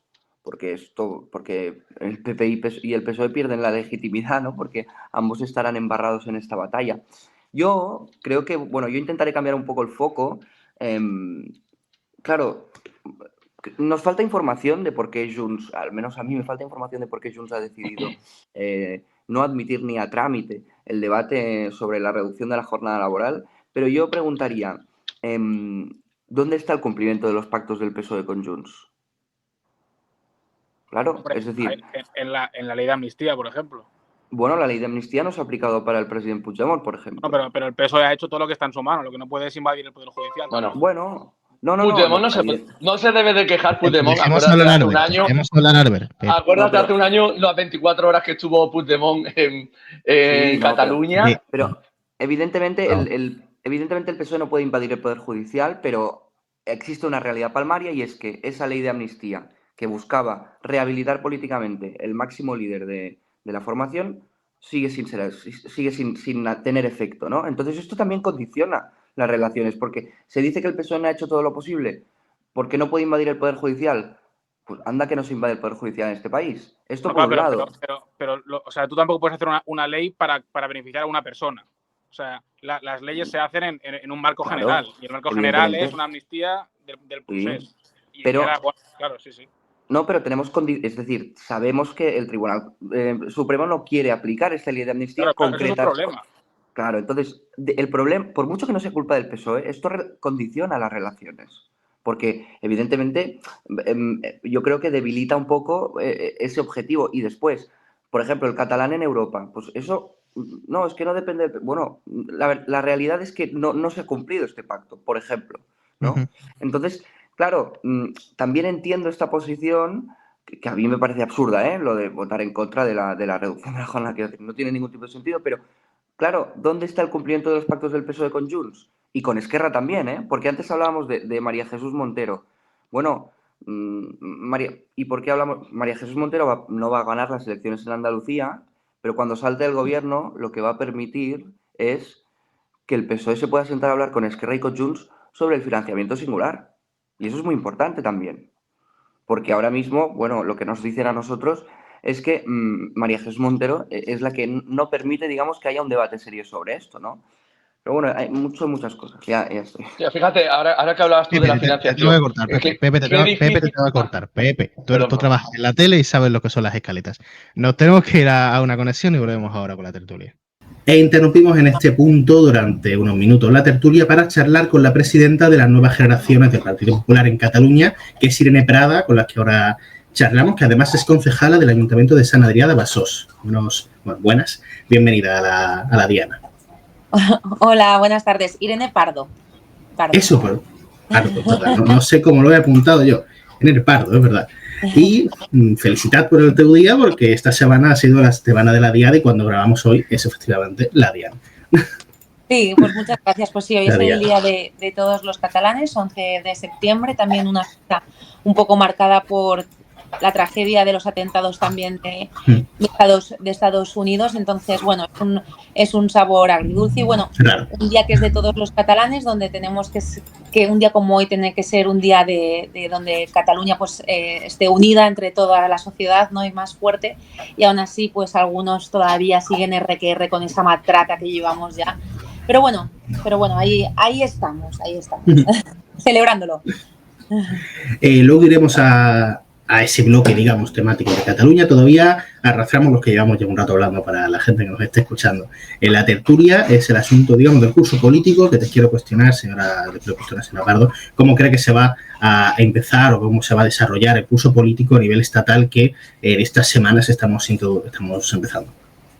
Pues bueno, yo auguro, yo creo que no hace falta ser un visionario para augurar un curso político también de lo más, pues en la línea del anterior, ¿no? Muy convulso, con mucha bronca en el Congreso de los Diputados. Esta semana mismo hemos visto cómo Pedro Sánchez y todo su gobierno ha empezado con una nueva derrota en el Congreso de los Diputados porque no han sido capaces de sacar adelante esa propuesta de las 37 horas y media laborales, donde ni su propio socio principal, que es el partido de Puigdemont, Junts, le ha apoyado en eso, y al final eso no es que pueda o no sacar adelante, sino es la debilidad del gobierno de Sánchez, ¿no? Al frente de España, que al final esto lo estamos pagando todos. Estamos pagando todos porque está haciendo una serie de cesiones que al conjunto de los españoles pues ni nos va ni nos viene y más bien nos perjudica. A nivel de imagen, de confianza, a nivel de justicia, esa erosión institucional que continuamente está sometiendo Sánchez y todo su equipo de gobierno, y luego en materias importantes, ya sea en reformas que el país necesita, en materias de seguridad, en materia de inmigración y demás, pues no están saliendo adelante pues, por ese rifirrafe siempre que hay entre los socios y porque está sometido al final a las cadenas del independentismo catalán y del nacionalismo y el independentismo vasco, entre otros, ¿no? Así que auguro turbulencias de nuevo, más los infinitos casos de corrupción que dejamos en junio y parece que hicimos un parón, pero que vuelven a acechar, ¿no? Me lo mencionaba justo ahora, ¿no? Los presuntos casos de corrupción que rodean el entorno político y familiar del presidente del gobierno. Digamos que tiene dos patas especialmente relevantes. El caso de la pareja del presidente del gobierno, Begoña Gómez, que declaró hace unos días, el pasado miércoles, en el juzgado por un presunto delito de malversación, donde reconoció que su asesora, que cobra dinero público, había enviado mensajes privados de la índole privada e individual de la señora Gómez. Y por otro lado tenemos el caso abierto contra el fiscal general del Estado, que también hemos sabido esta semana que está oficialmente imputado de que se va a tener que sentar ante un juez en un caso juicio oral por presunta revelación de secretos. En este contexto, ¿qué importancia crees que va a tener los presuntos casos de corrupción en este curso político que se abre con distintas elecciones en algunas autonomías, en otras, entre otras la de Andalucía? ¿Cómo crees que va a afectar esos presuntos casos de corrupción? A ver, la corrupción siempre ha afectado, estuviera el partido que gobierne primero, por la desconfianza de los propios votantes del partido en cuestión que está gobernando. Por lo tanto, eso es una erosión constante, en especial el Partido Socialista. Es que prácticamente llevamos 2 años, 3 años. Primero se destapó, o sea, fueron juzgados y salió la sentencia de los casos ERE, que no hay que olvidar que estuvimos también, mientras Pedro Sánchez estaba gobernando, salió la sentencia de los ERE y demás, uno de los casos de corrupción más graves de toda Europa. Ahora estamos ante una de las tramas de corrupción también más escandalosas que hemos visto en España. Tenemos que recordar que es que todo el entorno de Pedro Sánchez está imputado por, o sea, el que fue secretario general y ministro, Ábalos. Y luego el siguiente secretario de organización, el señor Santos Cerdán. Ahora la mujer del presidente, ni más ni menos que está imputada por 5 delitos. 5. Es que cada 2 meses se le añade un delito más a la lista de imputaciones. Es decir, es que cada mes y medio la vemos desfilando en Plaza Castilla, ¿no? Y así uno tras otro. La fontanera del PSOE, Leire, que recordemos que fue candidata también en un municipio por el Partido Socialista. Y así un sinfín de gentes que está dentro de una investigación, todo el tema de Koldo, Ábalos, Santos Cerdán, que no descartamos ni se descarta en absoluto que vaya pasando más gente del Partido Socialista en esta trama, ¿no? Las investigaciones de la UCO están ahí, falta por saber muchísimo más en este sumario. Al final es un escándalo por la que Sánchez no está respondiendo en ningún momento, y tenemos que recordar que es que 2 secretarios generales han sido imputados, se van a sentar en el banquillo, y la mujer del propio presidente del gobierno está imputada por 5 delitos. Es un auténtico escándalo, y a más si le añadimos el fiscal general del Estado, algo sin precedentes en España, ¿no? Todo por lo que implica. Al final es que estamos ante casos de corrupción que dices, no, la mujer del presidente, un correo. Es que la gravedad del asunto es que están poniendo técnicos, personal del Estado al servicio de ellos mismos, al servicio personal. Y luego el fiscal general del Estado por revelación de secretos, algo tan grave por lo que hemos luchado, que es la ley de protección de datos y demás. Y los mismos puestos a dedos por este gobierno son capaces de sacar información de una persona anónima. Me da igual si es novio, amante, primo, hermano o vecino de la presidenta o el presidente de la Comunidad de Madrid. Y me da igual si es de un color político o de otro. ¿Quién son desde un gobierno para dar instrucciones o de una Fiscalía General del Estado para sacar información de un ciudadano es anónimo. Y aunque no fuera anónimo, es delito. Y lo peor de todo es que este señor, lo que empezó siendo un bulo, recordemos, no, esto es un bulo de la ultraderecha, ha acabado siendo una imputación de una persona que va a ser sentada en un banquillo. Entonces, es que es muy grave lo que estamos pasando, es que desde Europa nos están mirando asustados y a la vez con lupa, porque aquí lo que está en juego es el Estado de Derecho, es la independencia del Poder Judicial, y en la que un presidente del gobierno no solo no calla ni guarda silencio ante tales cosas que dices, podrías estar callado, no, sino que ha salido a defenderlo. O sea, algo inaudito en España y algo en lo que le debería de estar costando ya unas elecciones, no ahora en septiembre, sino ya llevamos meses que este señor Pedro Sánchez debería de haber convocado elecciones. Señora Pardo, si no me equivoco, en este contexto, lo que usted misma ha dicho, que la corrupción va a ser clave y es clave para todos los gobiernos, ¿no? En este contexto, el PP va a afrontar, si no me equivoco, este curso, en este año, en 2026, el juicio de la Kitchen, de uno de los antiguos casos de corrupción o de presuntos casos de corrupción de entornos de pasados gobiernos del PP. ¿Eso no cree que le desmonta un poco el discurso anticorrupción que está liderando actualmente el presidente de su formación, Alberto Núñez Feijóo? Pero, ¿qué tiene de relación Alberto Núñez Feijóo y todo su comité de dirección y los diputados actuales del Partido Popular? Es que obviamente, yo no puedo negar la mayor. Se va a juzgar el caso Kitchen, donde hay gente del pasado, usted mismo lo ha dicho, del pasado gobierno, que bueno, pues están ahí, se van a sentar a declarar, etcétera. Pero entonces, dentro de 30 años, el PP tampoco puede hablar de corrupción porque en el 2025 se juzgó un caso de corrupción de unas personas del Partido Popular. Hombre, si el señor Feijóo se fuera a sentar en el banquillo o alguien del equipo actual que se sienta en Génova, ¿no? o en el Congreso de los Diputados se sentara a declarar por cualquier caso de corrupción, le diría, pues sí, tiene toda la razón. Pero el Partido Popular afrontó sus congresos, diferentes congresos nacionales para renovar toda la estructura del partido. En el Partido Popular, quien la hace la paga, quien la hace se va del partido y se le abre un expediente de expulsión sin dudarlo ni un momento, ya sea por corrupción o cualquier otro tipo de anomalía en este sentido, de que no corresponde con la ética ni la moral de un servidor público que debe de tener. Entonces, yo creo que no es para nada justo señalar a Feijóo por los casos de hace X años. Entonces, si fuera alguien del entorno actual de Feijóo sentado en el banco, por supuesto le diría, no tiene coherencia y a lo mejor no estaría ni dando la cara porque sería la primera en pasar vergüenza. Doy la cara por mi partido porque creo que cumplimos con el ejemplo. En el Partido Popular, quien la ha hecho, la ha pagado, quien la ha hecho y ha sido juzgado y ha salido culpable, ha entrado en prisión. Y quien está en ese proceso de investigación, anteriormente se llamaba de imputación, no está en el Partido Popular a día de hoy. Por lo tanto, el Partido Popular perfectamente puede hablar de los casos de corrupción del Partido Socialista, porque es el Partido Socialista que cuando alguien es señalado, o bien lo exculpan, o bien dicen que es un bulo, o bien atacan a los jueces. Que no debemos de olvidar que aquí todos los jueces son malos, los que señalan la corrupción del Partido Socialista. El resto de jueces no son malos. Solo son los jueces malos los que señalan a los casos de corrupción de Pedro Sánchez y de todo su entorno. El Partido Popular para nada tiene que ver con esto. Nosotros jamás hemos señalado a jueces. Nunca. Jamás verá una declaración de algún político del Partido Popular o de Alberto Núñez Feijóo señalando a jueces por juzgar a aquellos que presuntamente la han pagado. Y por eso mismo el Partido Popular sí puede hablar de la corrupción del Partido Socialista sin tener que esconder la cabeza.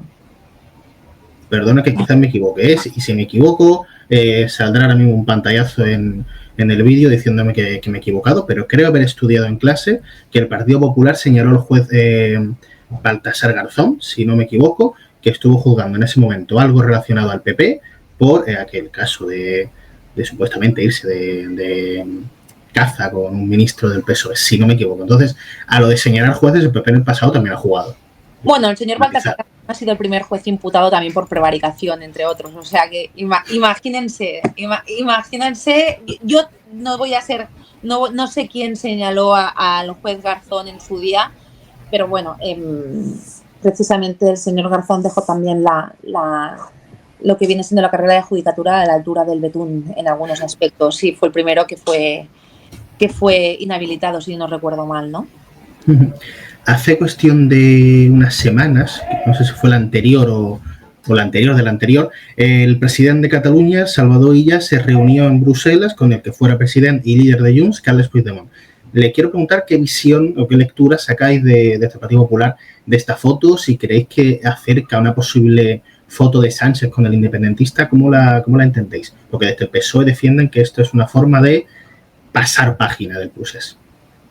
Pues mira, es la foto de la humillación, ¿sabes? Porque es una foto, sí, es la broma y el humor para ponerle, aunque es broma mala, ¿eh?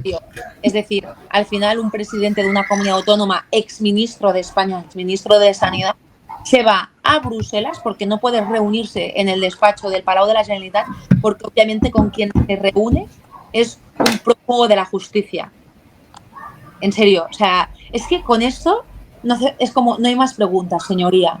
Un presidente de una comunidad autónoma se tiene que ir a otro país a reunirse con un prófugo de la justicia. ¿Para qué? ¿Para hablar de cómo puede volver el señor Puigdemont? ¿Para ver cómo bajamos impuestos a los catalanes, que somos la comunidad autónoma con la presión fiscal más alta de todo el Estado? ¿Para hablar cómo reducimos las listas de espera? ¿Se reúne en Waterloo?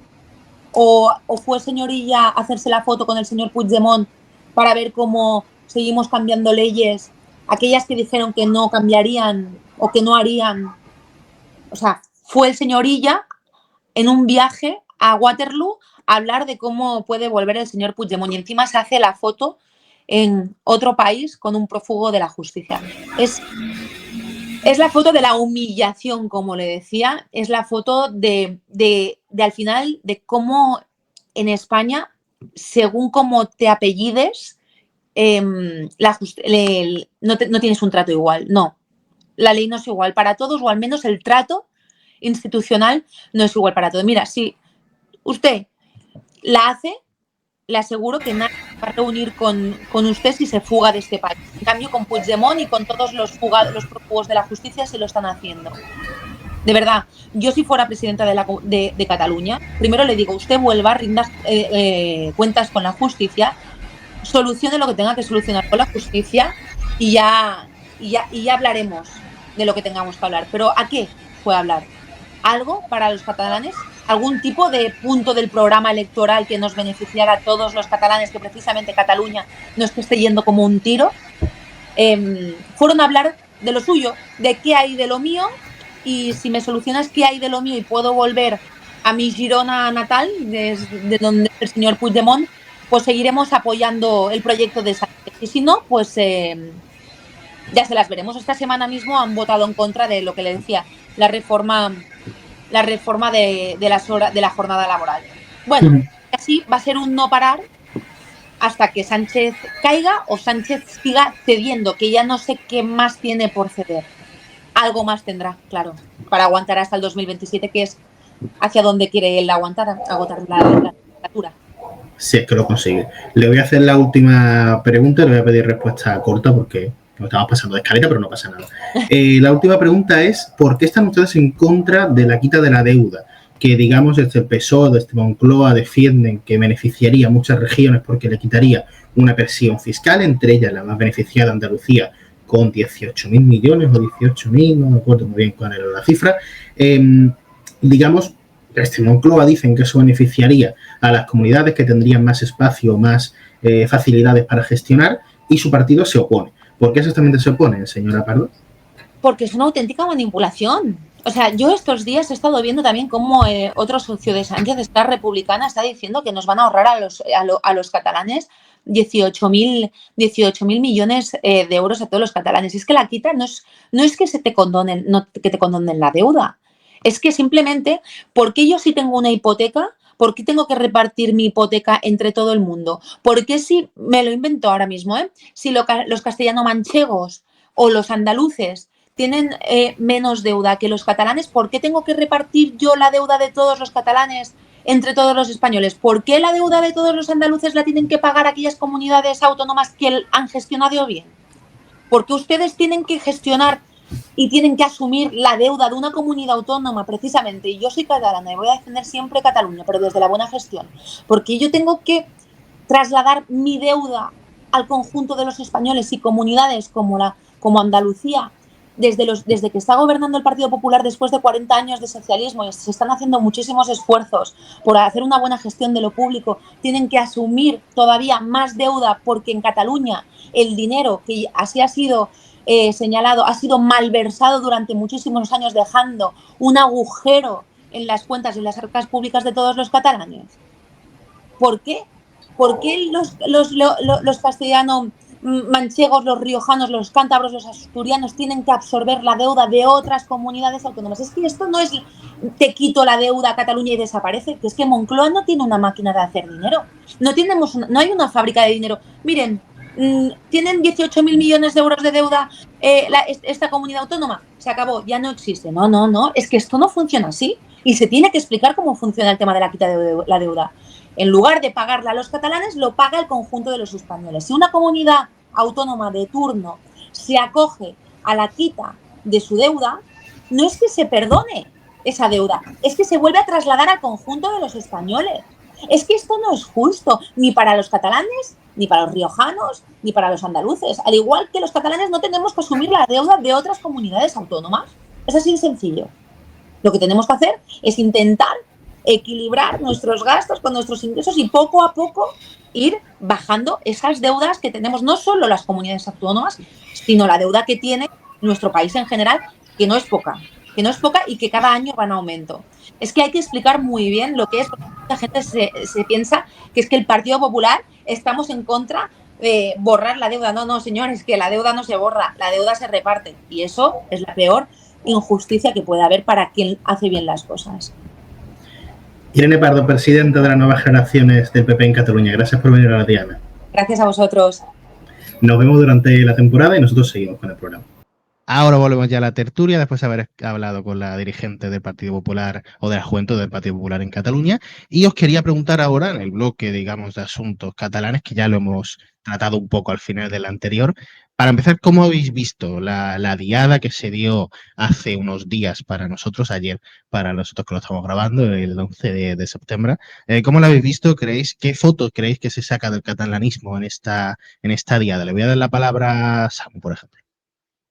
Bueno, a ver, claro, no se puede comparar la diada de este año con las diadas que llenaban periódicos nacionales e internacionales en los años del procés, ¿no? O sea, quiero decir, creo que la fotografía es evidente y luego ya podemos entrar en si está bien, mal, pero la fotografía es, pues bueno, la de un territorio, un país, como es Cataluña, en la que el eje izquierda-derecha se ha vuelto a imponer sobre el eje Cataluña-España.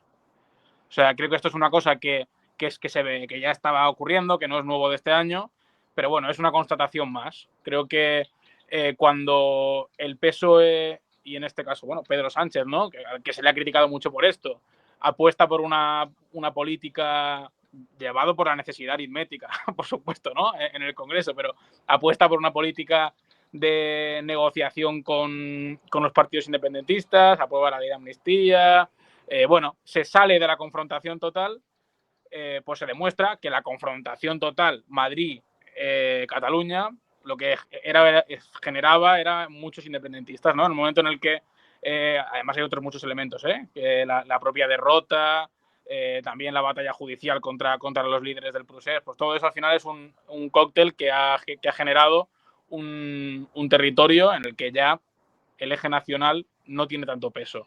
No quiere decir que no vuelva a tenerlo, de hecho es hiper mega legítimo que exista. Yo soy catalán, además, ya sabes, quiero decir que he estado ahí, y seguro que para Junts, para Esquerra, para CUP, también ahora para Alianza Catalana, pues bueno, es una cuestión muy importante saber cómo volver otra vez a ilusionar a la gente, ¿no? En cuanto al independentismo, no aquellos que son independentistas acérrimos, ¿no? El núcleo duro del independentismo, eso siempre van a estar ahí. Lo que tienen es aquello que se llamaba ensanchar la base, y lo que tienen es que volver a ilusionar a toda la gente que se ha bajado del barco o que cree que ese barco ya no es tan importante.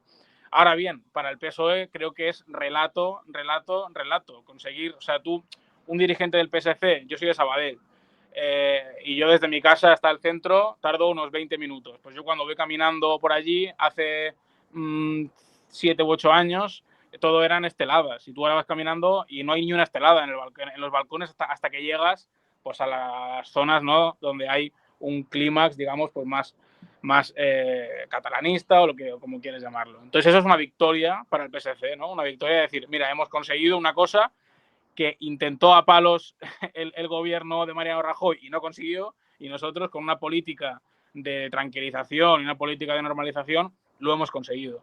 Con lo cual, bueno, el otro día también salía una entrevista de Lluís Llach, ¿no?, el presidente de la Asamblea Nacional Catalana, criticando duramente a los partidos independentistas por haberse prestado a esta política de pactos y de negociación con Madrid. Bueno, claro, evidentemente es un problema que tendrán que resolver esos partidos independentistas. Lo que pasa es que yo creo que también te digo una cosa, en los cálculos, por ejemplo, de Esquerra Republicana, claro, tú ves, por ejemplo, a EH Bildu en Euskadi, y lo que ha hecho que EH Bildu esté en unas cotas de voto tan altas es reforzar su aspecto social.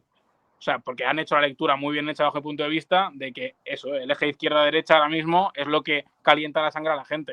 Entonces, bueno, Esquerra tendrá en ese sentido que pensar muy mucho si se suma a esa estrategia, por ejemplo, de Bildu, ¿no?, de decir, vamos a hablar de vivienda, vamos a hablar de ley mordaza, vamos a de ese tipo de cosas, o si sigue insistiendo en la cuestión nacionalista en un momento en la que pues bueno, le pueden comer a tostada desde Junts, desde Alianza, se pueden ir votos por ahí, ¿no? Con lo cual, bueno, yo creo que estamos en un momento en el que tenemos bastante tiempo por delante de una cuestión territorial de bastante bajo perfil.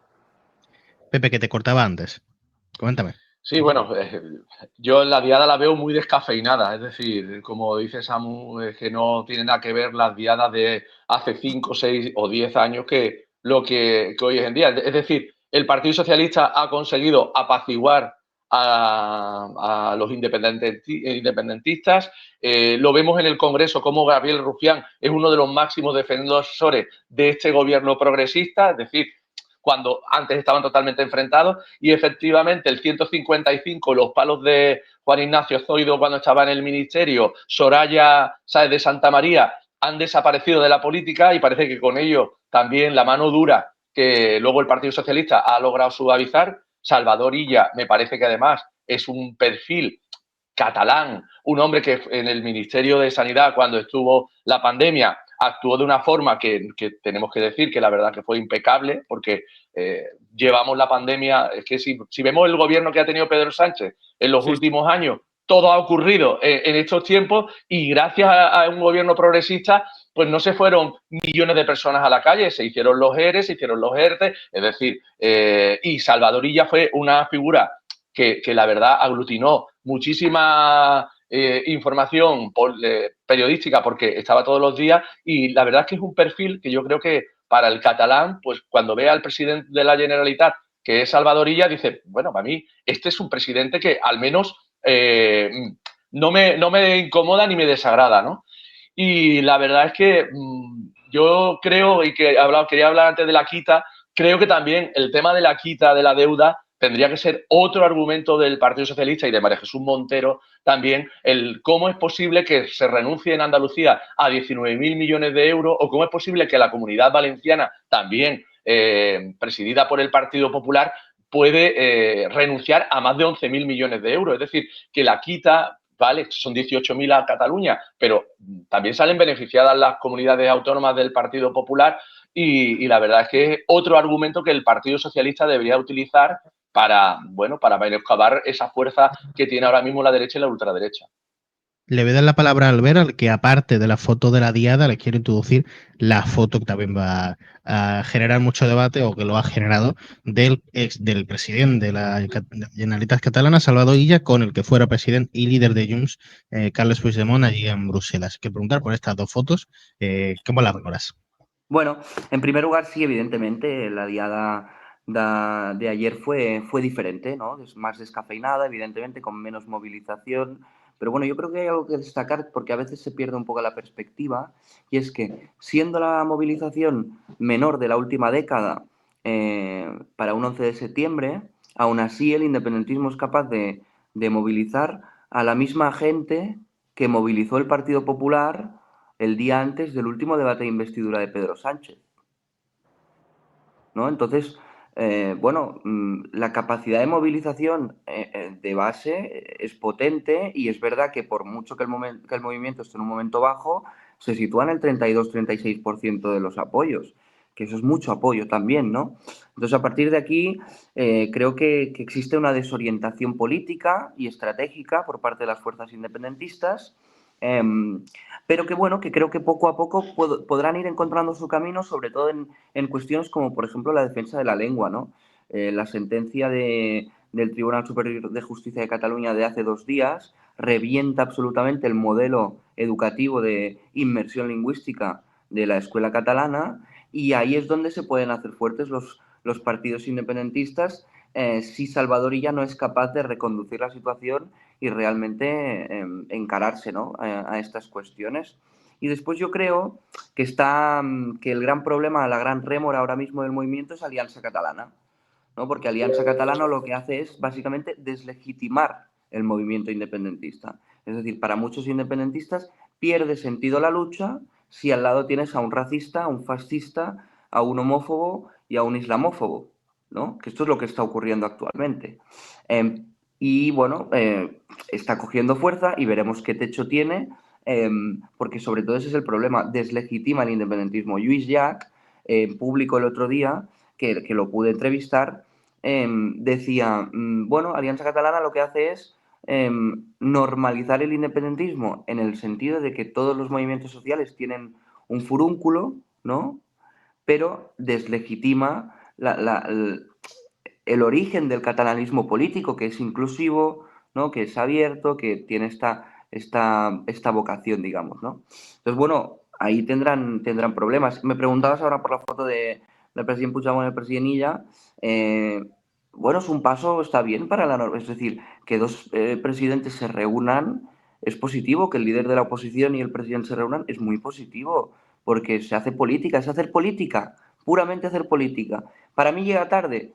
Hombre, Salvador Illa recibió antes a Jordi Pujol, ¿vale? El presidente Pujol, que se fue a ir a ver a Carles Puigdemont. No sé eso cómo se come, pero bueno. Y lo de la quita de la deuda, ya por último. ¿Cómo es posible que renuncien a la quita de la deuda? Tal. Bueno, es catalanofobia. Es decir, y esto viene pasando mucho tiempo. De hecho, Esquerra, esta semana, que lo tengo aquí, ha presentado una proposición de ley por la que se habilita la delegación de competencias en materia de gestión del IRPF, y en esta ley se habla de que todas las comunidades autónomas que quieran gestionar y recaptar su IRPF lo podrán hacer gracias a esta ley. ¿Cuántos partidos van a votar a favor de esta ley? El PP y Vox seguro que no. ¿No? ¿Por qué? Porque aunque les beneficie, vamos. Porque lo propone un partido independentista y porque beneficia a Cataluña. Entonces, lo que pasa aquí, cuando tú vas sumando estas cosas, lo único que haces es alimentar el movimiento independentista. Cuando el Tribunal Superior de Justicia de Cataluña revienta el modelo de escuela catalana, lo que haces es alimentar esta separación o esta sensación de que hay un asedio, etcétera. Entonces, bueno, yo creo que es como que no hay cambios estructurales y profundos en el Estado español, digamos. Van a seguir pasando los años y yo creo que esto va a ser cíclico, porque al independentismo yo creo que razones no le van a faltar. Se nos ha caído Samu mientras que hablaba Albert. Me ha comentado que por problemas tecnológicos no sé si va a poder volver. Si no es así, pues gracias por venir a Samu, se lo transmitimos. Le voy a dar la palabra a Pepe, que al que le quiere preguntar por la foto de Illa con Puigdemont, si cree que acerca una posible foto con Pedro Sánchez. ¿Cómo lo ves? Hombre, yo creo que sí. Además, decía Albert, pero bueno, primero se reunió con Jordi Pujol, pero bueno, también ha tenido Salvador Illa el gesto de ir fuera de Cataluña a ver al presidente Puigdemont. Es decir, ha hecho una visita que tampoco tiene que ser sencillo para un presidente de la Generalitat ver a otro presidente de la Generalitat fuera de Cataluña, en el refugio que tiene Puigdemont, que al fin y al cabo también debe el independentismo reconocer ese gesto que ha hecho Salvador Illa, ¿no te parece, Albert?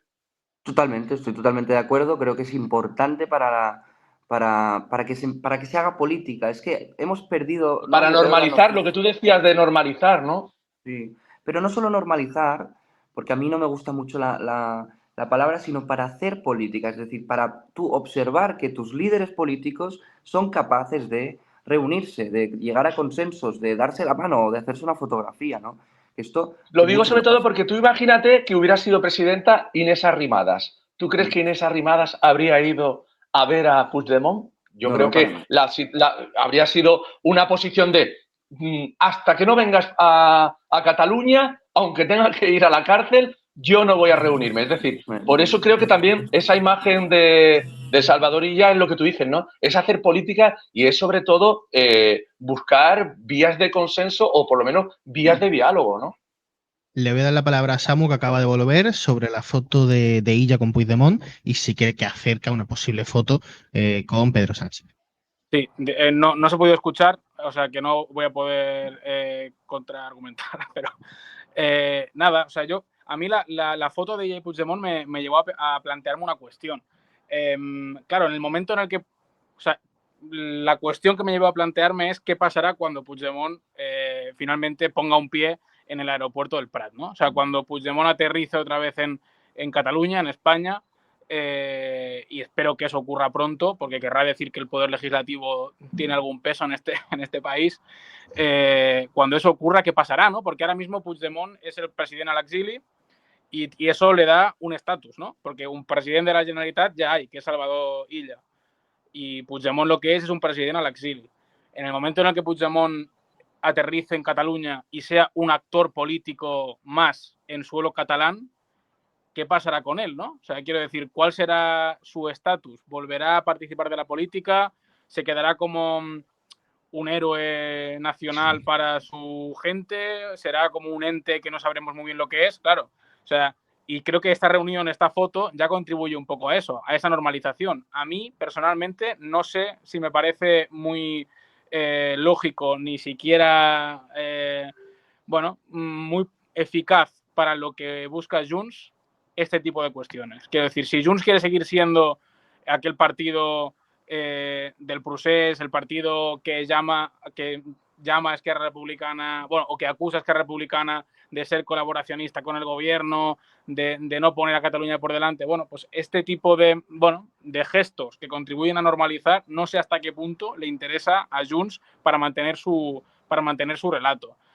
Dicho lo cual, a mí sí que me parece que es positivo. Creo que al final normalizar la figura de Puigdemont, que Illa lo trate como un expresidente de la Generalitat más, incluso que en un momento dado el presidente del gobierno, Pedro Sánchez, pueda reunirse con él y pueda hacerse esa foto, como ya hizo en su día Yolanda Díaz, que fue pionera en ese sentido, que no sé si en aquel momento se entendió demasiado, ¿no? Aquella foto en Bruselas, pero creo que fue pionera. Creo que contribuiría todavía más, pues eso, a esa amnistía política que se dice, ¿no? La amnistía judicial ya está aprobada y algunos jueces están impidiendo que se aplique, pero la amnistía política es casi tan importante como la judicial, ¿no? O sea, y creo que también, de alguna forma, pues permite al PSOE decirle a sus votantes, oye, hemos normalizado ya a Junts, ya lo hemos atraído al independentismo más duro, lo hemos traído ya al redil de la normalización y de la política nacional, y a partir de aquí, oye, ancha es Castilla. Me toca cerrar la tertulia porque llevamos ya demasiado tiempo y se supone que todavía queda una sección. Pepe Palacios, Samuel Martínez, Álvaro Aragonés, gracias por venir a la Diana, además en esta inauguración de la tercera temporada. Gracias. A ti Gracias. por invitar. Un placer siempre. Sí. Y como siempre os llamaré durante esta temporada porque ha sido un placer y nos han quedado cosas en el tintero y soy consciente y hay que recuperarlas en algún momento.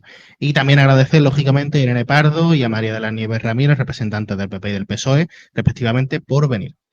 Y lo de la pregunta ya no se hace, aquello de una pregunta... Ya no se hace. Pues nada. Quitaba mucho tiempo, pero bueno, lo puedo preguntar fuera. Nosotros, si no hay sección, nos vamos, pero yo creo que sí que hay sección, así que quédate un poquito más. Nos vamos hoy con la primera de las secciones que se van incorporando esta semana, cada uno de los episodios al final del programa. Hoy nos vamos con la Frikiana, ya sabéis, esa sección friki que hemos empezado durante este verano, en la que charlamos con personas relacionadas al mundo friki, que hablamos con ella de las cositas que hay, ¿no? Algunas de actualidad, algunas no tanto. Y hoy nos vemos con el copropietario de Akira Comics, Jesús Marugán, con el que vamos a hablar pues, de todo el mundo de los cómics, del cine de superhéroes, Superman, ya sabéis que todas estas cosas son las que a mí me gustan, pero también les quiero preguntar por mangas y tal, que ya sabéis que aunque sea por ir aprendiendo poco a poco y ver si me introduzco en ese mundillo, también lo suelo preguntar. Jesús, bienvenido a La Frikiana, ¿cómo estás? Hola, ¿qué tal, Samuel? Muchas gracias por la invitación y bien, aquí dispuesto a hablar de todas estas cosillas que tanto nos gustan a todos. Perfecto.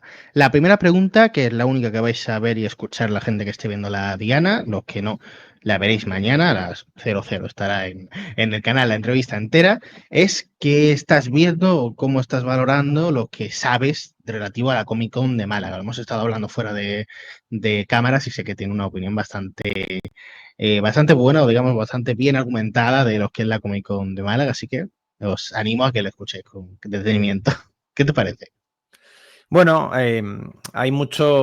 tenemos mucha curiosidad y como falta mucha información a día de hoy todavía sobre lo que se va a hacer y cómo va a funcionar, porque también es el primer año, pues la verdad es que tenemos sobre todo bastante curiosidad y como visitantes habituales, yo llevo yendo a la Comic Con de San Diego desde el 2013, que fui invitado como jurado al ganar el premio en el 2012. Tú eres jurado el año siguiente, entonces me invitaron a ir.